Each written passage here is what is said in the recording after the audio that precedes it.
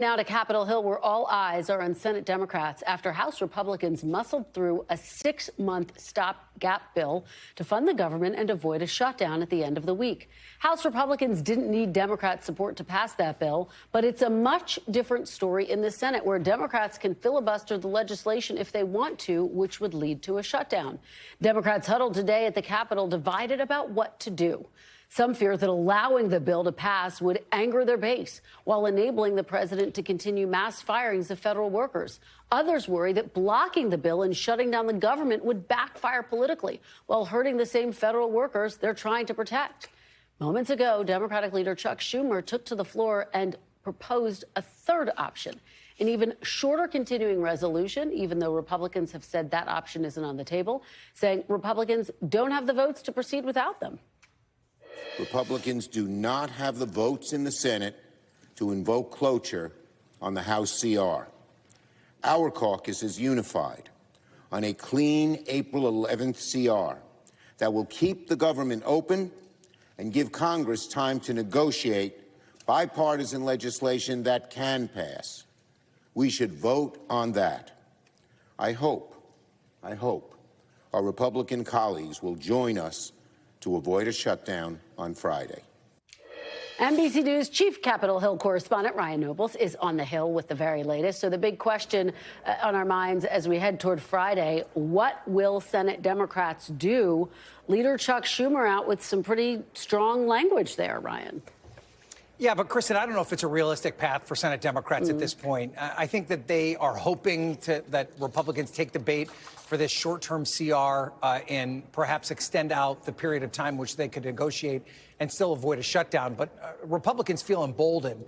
They never thought in a million years, the Senate Democrats, I should say, never thought in a million years that Mike Johnson would be able to muscle through a continuing resolution with basically only Republican votes. That was a bet that the Democrats made and lost. And now this is a situation where Senate Democrats really bear the responsibility as to whether or not this bill passes and whether or not a shutdown is avoided. And all of these Senate Democrats are united in this idea that they do need to stand up to the Trump administration.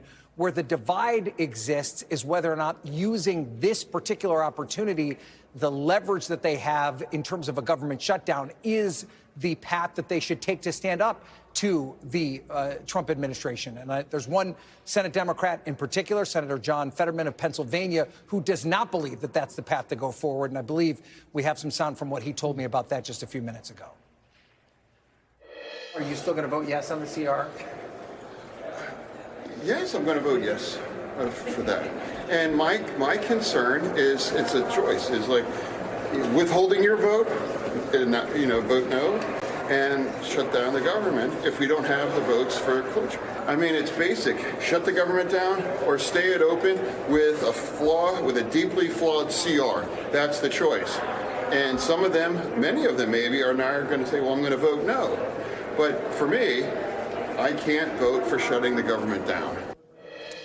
And Fetterman is right that almost every Democrat does believe that this is a deeply flawed bill. They do not view it as a clean CR. One Democrat, Raphael Warnock, described it to me as a very dirty CR. But they are in a position here where they don't have many other options. If they vote no, the government will shut down, and there's no doubt that Republicans will blame them for it. It is a political dilemma. I know you will watch to see how it plays out, Ryan, and bring that to us. Let me ask you about some big news today out of the Senate. New Hampshire's Shaheen saying she will not run for re-election. That makes 3 Democrats in key battleground states saying they're not going to run for re-election. What's the broader takeaway here?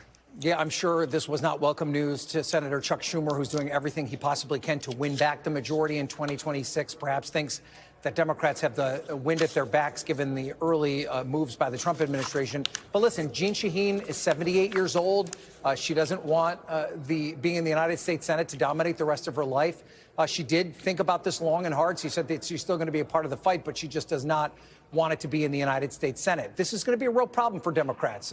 New Hampshire is no doubt a swing state. It is a state where Republicans absolutely have an opportunity to pick up a seat. They have right now a bench of potentially 2 very strong candidates in former Senator Scott Brown, who was, of course, the former senator from Massachusetts and New Hampshire, and then also Chris Sununu, who was recently governor of New Hampshire, who had said for a long time that he wasn't even interested in being in the Senate, but now feels differently about it because he likes the way that Donald Trump is reducing the size of the federal government. So stay tuned. This is going to be a hot race in 2026 for sure. It sure is. All right, Ryan Nobles, thank you so much for bringing all of that to us. We really appreciate it. While the continuing resolution would keep the government open, the big goal for President Trump and congressional Republicans is slashing trillions from the federal budget. The president has repeatedly vowed that entitlement programs like Medicare and Medicaid will not be touched. But according to the Congressional Budget Office, to make the cuts Republicans want, the math just doesn't add up without touching entitlement programs. As members of Congress are absolutely aware, those programs are essential to tens of millions of Americans.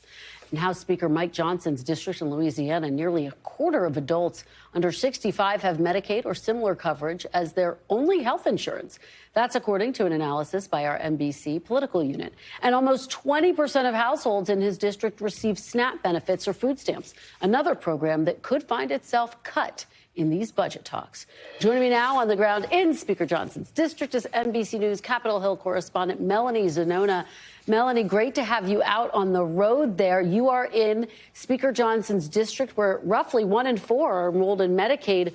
What are folks saying to you about this reconciliation package that calls for deep cuts?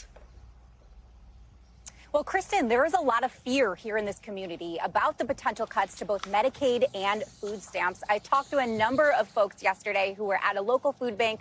People were lined up around the block to get their baskets of food.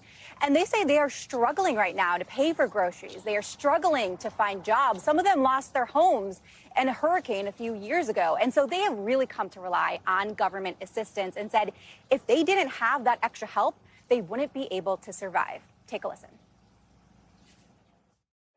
It'd be devastation for a lot of people, for a lot of families. Yeah, if there was a way that we weren't able to do this, it would be devastating to the community. So how important is it to have these additional resources to help you take care of him? Oh, I don't know what we would do without him. I really don't. It's been tough. What is your message to the Speaker and the rest of the Congress when it comes to Medicaid and SNAP? Get your act together. That's my message, because people can't do without it. And I'm in the downtown area of Vinton, Louisiana right now. Behind me, a number of the businesses are closed down. So it's not hard to see why people are struggling to find employment and struggling to make ends meet. Great interviews, Mel. Let me ask you, because President Trump has repeatedly said Medicaid, Medicare, Social Security won't be touched. But again, it's going to be difficult to find these deep cuts without extracting something from these programs. What are the forces at play here as you're watching this play out?